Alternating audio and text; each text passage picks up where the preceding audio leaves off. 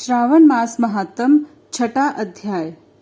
सोमवार के व्रत की कथा। श्री सनत कुमार ने श्री सदाशिव से कहा, हे देव, मैंने सब सुखों को देने वाले महात्म को सुना। अब श्रावण महीने के सोमवार व्रत की कथा को कहिए।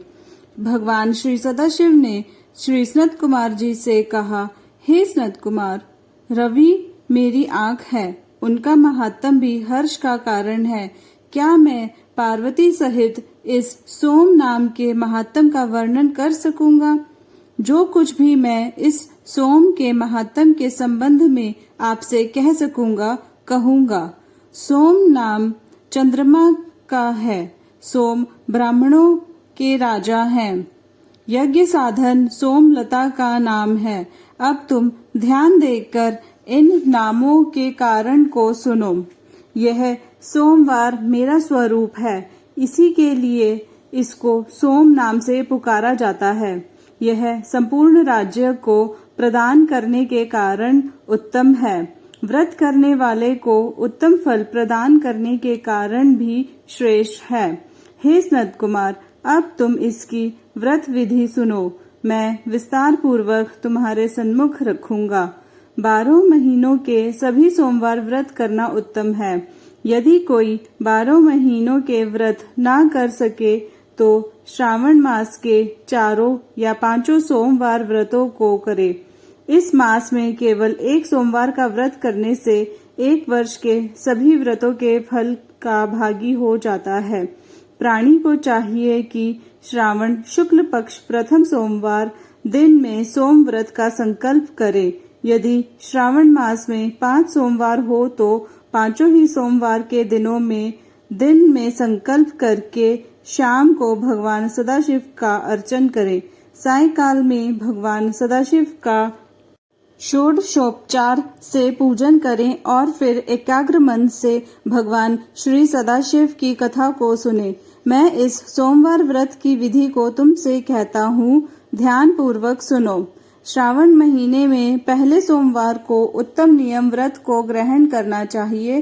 स्नान आदि करके हर प्रकार से शुद्ध होकर श्वेत वस्त्र धारण करने चाहिए।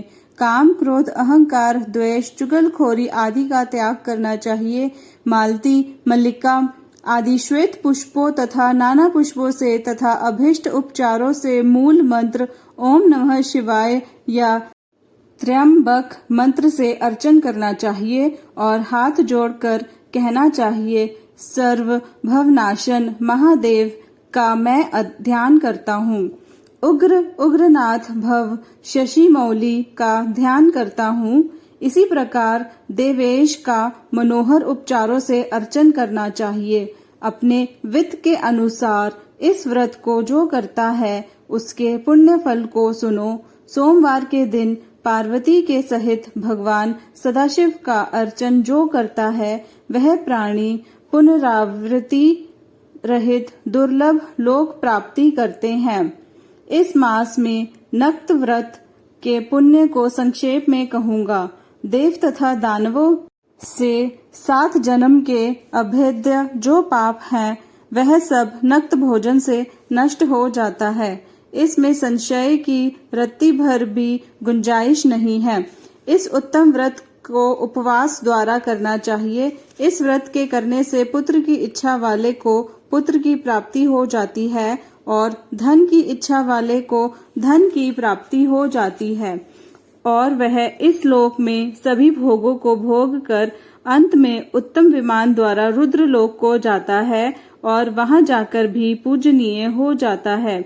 इस संसार को असार जानकर मन, धन और जीवन को चलायमान जानकर प्रयत्न से व्रतोद्यापन करना चाहिए।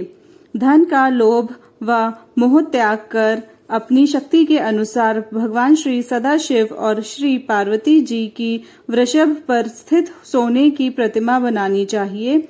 सुंदर लिंग तो भद्र मंडल बनाकर उस पर घट को स्थापित करना चाहिए। घड़े के मुख पर तांबे अथवा बांस का पात्र रखकर उसके ऊपर पार्वती सहित भगवान श्री सदाशिव की प्रतिमा को रखना चाहिए।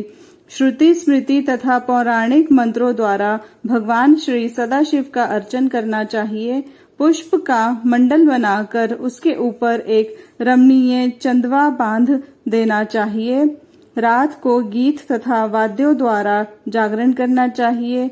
अपने ग्रह सूत्रों विधान द्वारा बुद्धिमान अग्नि का स्थापन करना चाहिए। सर्व भवनाश आदि एकादश नामों द्वारा हवन करना चाहिए।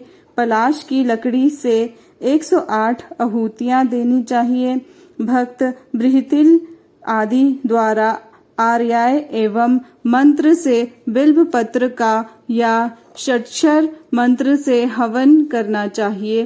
पूर्ण आहुति कर्म करके स्विष्ट कृत आदि आहूतियां देनी चाहिए। आचार्य का पूजन अर्पण कर आचार्य को गोदान में देनी चाहिए। 11 विद्वान ब्राह्मणों को भोजन करवाना चाहिए और उनको 11 घड़े बांस के पात्रों सहित देने चाहिए। पूजा करने के बाद प्रधान देव तथा देव पर चढ़ी सामग्री आचार्य को दे देनी चाहिए और फिर भगवान सदाशिव से प्रार्थना करनी चाहिए, मेरा व्रत पूर्ण हो। इस व्रत से भगवान सदाशिव प्रसन्न हो। उसके बाद प्रसन्नता पूर्वक अपने परिवार के सदस्यों के साथ मिलकर भोजन करना चाहिए। जो इस विधान द्वारा इस व्रत को करता है वह जिस वस्तु की इच्छा करता है वह उसे प्राप्त हो जाती है। इस लोक में बहुत समय रहकर अपने इष्ट भोग पदार्थ को भोग कर अंत में उत्तम विमान द्वारा शिवलोक में जाकर पूजित हो जाता है। इस सोमवार व्रत को पहले भगवान श्री कृष्ण चंद्र जी महाराज ने किया था।